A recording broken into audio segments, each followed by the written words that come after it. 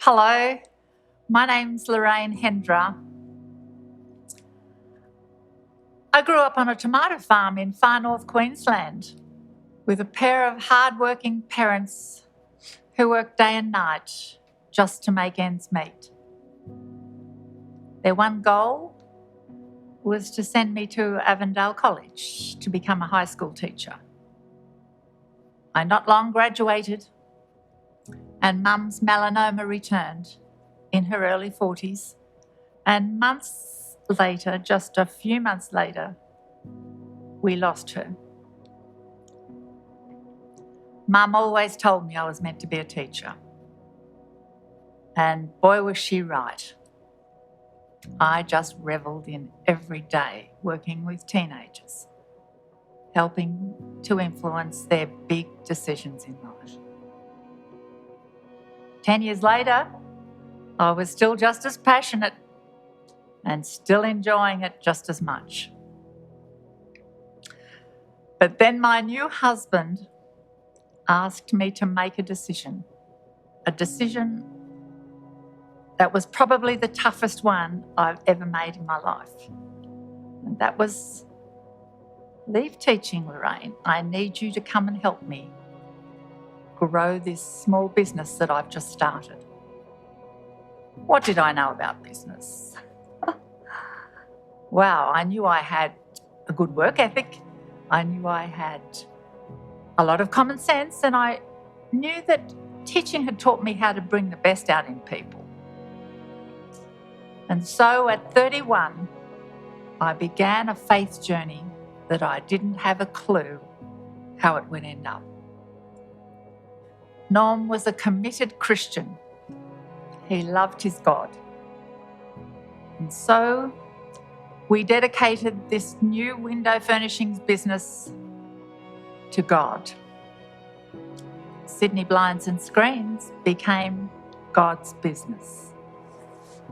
No bank would loan us any money. You see, Norm was a bankrupt. But with his enthusiasm, his faith, and his experience, we began to very carefully turn over and juggle the $4,000 of my life savings and a bit of cash that we'd saved from our wedding. And then the miracle began. Sales began to pour in. Profits began to increase. And in a very short time, we were able to rent a little factory, and we hired a few workers who loved Norm and offered to work on a work now and pay us when you can basis. God never stopped working that business. Norm was at the helm and everything was going just fine. We were a good team. He was the dreamer and I was the doer. It wasn't long and we were able to build our own factory in Stoddart Road. And then we needed more space with 2 more factories down the road. After 9 years of married life, life was good. We had no debt. We had no overdraft. God just kept blessing our business. And soon we got the recognition of overseas companies who wanted us to distribute their products through Australia. Then the unthinkable occurred. That night going home, I came upon a roadblock. There were flashing lights, there were screeching sirens, there were police cars everywhere, there were tow trucks rushing, there were ambulances screaming down the road. And I was told that there'd been a fatal head-on collision just up ahead. In the distance, I could see my husband's white car totally crushed. And then I discovered his body lying beneath a plastic sheet on the side of the road.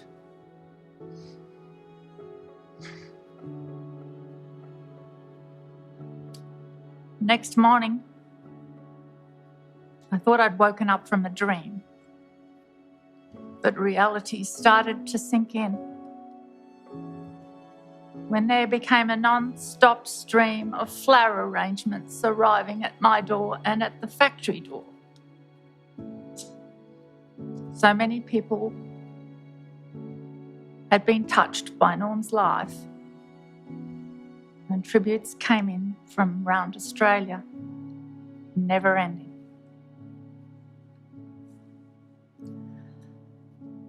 I don't remember much about the funeral. I was pretty dazed.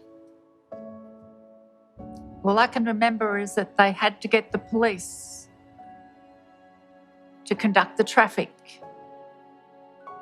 And there were just crowds and crowds of people. I did a lot of walking and I did a lot of crying. And I did a lot of straight talking to God. I didn't know what the heck he wanted me to do through all this. I was pretty worried about the workers feeling a bit insecure because Lorraine Hendra was Sydney blinds and screens in their eyes. And I didn't want anyone to headhunt some of my very good workers. So 1 week after the death, I went to the office and sat in his chair at his desk.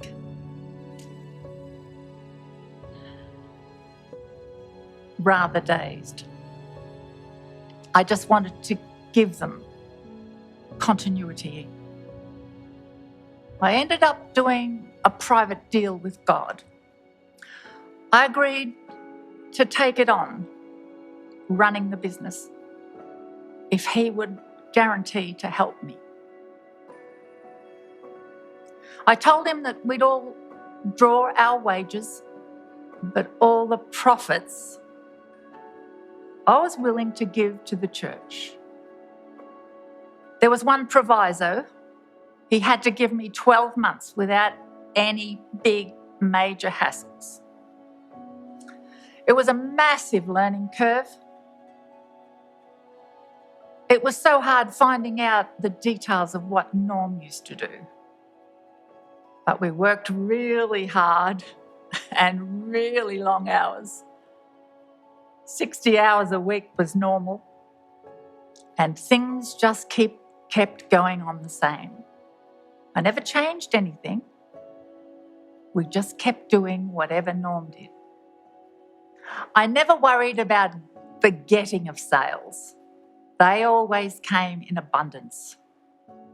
Our job kicked in when we got the sales, to make the products, to install the products, and to collect the money. God was certainly blessing our business. The sales never stopped increasing, and the profits at the bank just kept going up. The greatest pleasure we got was carving up the profits and getting them off our hands to give back to God. We would sit down and look at all the requests that came to us from around the South Pacific Division and then allocate according to their needs, mostly in our Christian education setup. How did I survive those 20 years on my own? Life wasn't easy. What with 150 workers and thousands of selfish customers? Every day provided many challenges. I used to depend on my own abilities when I was a teacher. But now I was thrust into an environment where I had to totally depend upon God. because many of the problems were far greater than I had the answers for. My favourite text I had inscribed on my desk. Let me share it with you. Isaiah 43. Don't be afraid. When you're in over your head, I'll be there with you.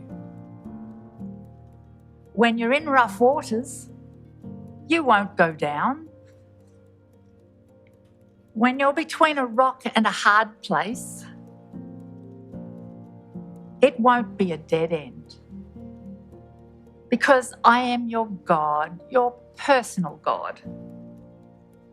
So don't be afraid. I'll be with you. Those 20 years took their toll on my health. And after a battle with cancer, I begged God to get me out. I didn't have a clue how to get out. But God made that possible. There were 2 overseas investors in the industry who knew of my business, and they hot-footed it to Australia to compete in who was going to get it. They were absolutely gobsmacked that a business in this industry could produce such enormous profits. Looking back, I certainly experienced the miracle of God blessing something that started out so small, but using us to turn it into something so big. To God be the glory.